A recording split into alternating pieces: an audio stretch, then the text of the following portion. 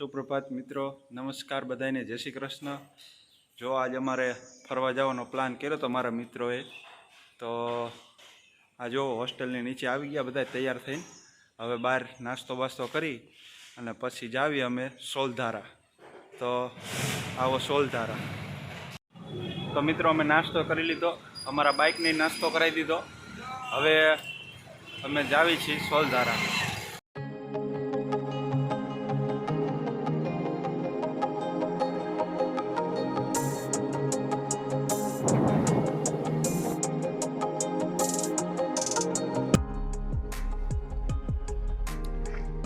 Finally મિત્રો અમે સહ્યાદ્રી મધ ઉછેર કેન્દ્રમાં પહોંચી ગયા છીએ। અંદર કઈ રીતનું છે અને બધું શું છે ચાલો તમને બતાવું।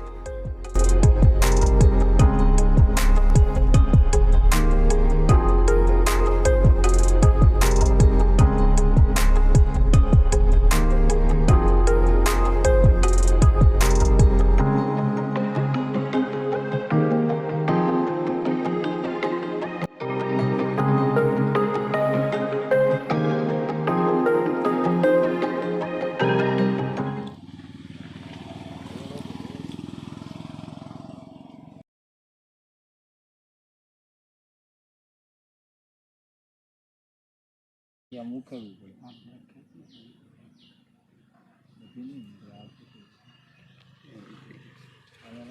ધીરે ધીરે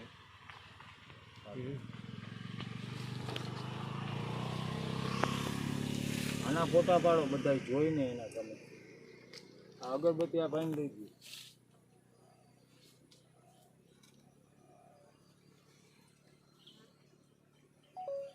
બધા જોતા હોય ને દેખાડતો ને આગે જોતા।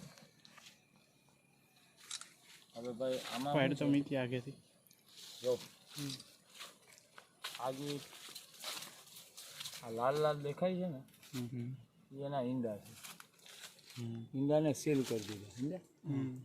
આ લાલ દેખાય ને હા હા હા એ અંદરથી બચ્ચા નીકળશે એમાં અંદર ઈંડા હા। પછી આ જે ચમકે છે ને ખાનામાં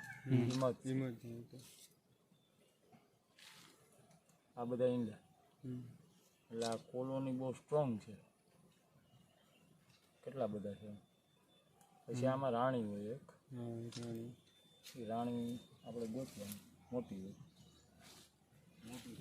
આ બધા વર્કર બી છે। આ વર્કર બી એટલે કામદાર માખી મધ ભેગું કરવાનું કામ આ જ કરે। જો નશે એ ને મોટી હોય ઓકે ટ્વિન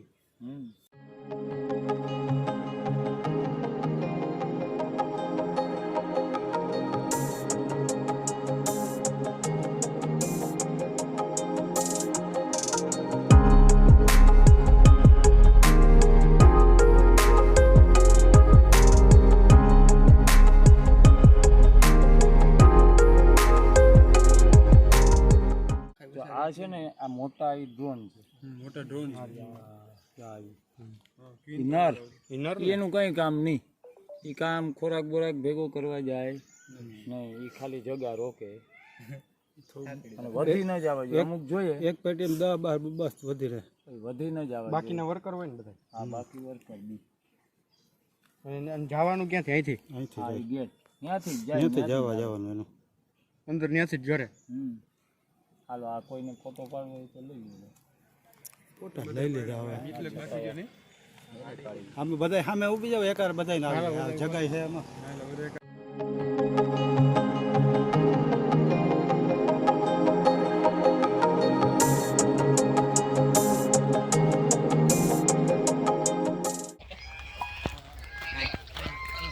મિત્રો આ ફિશ માટે કંઈક છે, હવે પેલા ભાઈ આપ્યું છે આપણે નાખવી।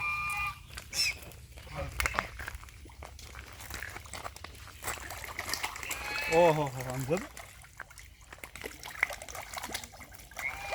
હાલે તો થોડીક નાખ તો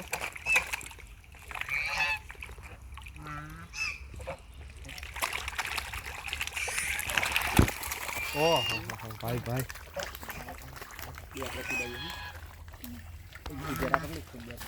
હા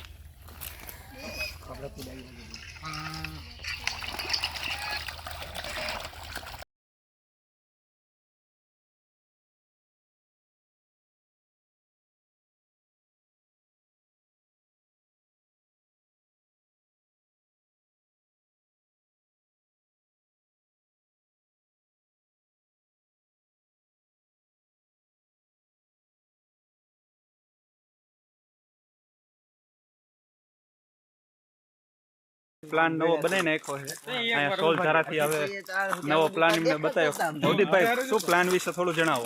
વિશ્વંભરી ટેમ્પલ આપણે જવાનું છે. વિશ્વંભરી ટેમ્પલ અહીંયા સોલધારાથી કેટલું થાય?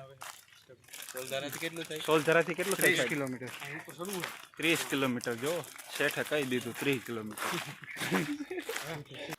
આ સહ્યાદ્રી મધ ઉછેર કેન્દ્રમાં તો હવે અમે મજા માણી લીધી, બધું જોયું. હવે વિશ્વંભરી મંદિર બાજુ જાવી છે, બરાબર ને મિતભાઈ?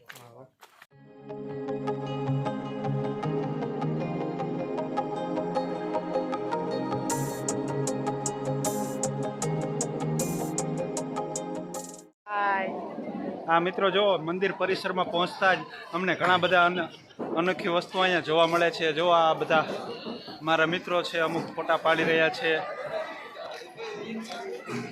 આ બધા જો. અને અહીં પહોંચતાની સાથે જ અમને અમારા પરમ મિત્રનો ભેટો થઈ ગયો છે. તમે બેકગ્રાઉન્ડમાં જોઈ શકો છો. એ પરમ મિત્ર આ વિડીયો જોશે એટલે એમને અચાનક ખ્યાલ આવી જશે કે મને પરમ મિત્ર તરીકે બિરદાવ્યો છે.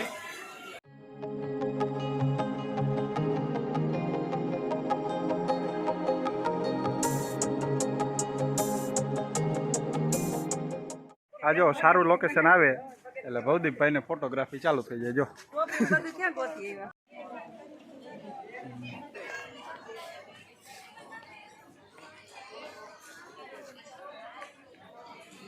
આ જો મિત્રો, વિશ્વંભરી મંદિર જે આવેલું છે ત્યાં મંદિર પરિસરની અંદર સંસ્કૃતિને લગતી ઘણી બધી વસ્તુ મૂકવામાં આવી છે.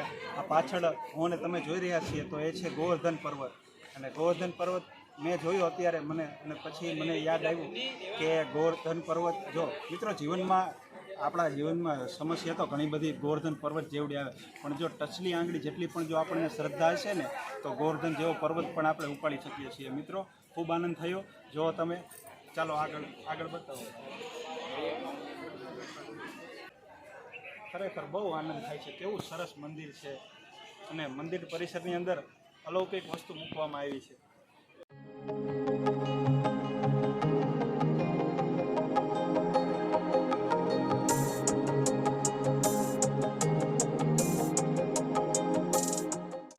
મિત્રો મંદિર ખુલવાનો સમય 2:30 વાગ્યાનો છે, પણ હજી તો 2:10 થઈ છે. મંદિરમાં જવા માટે પબ્લિકની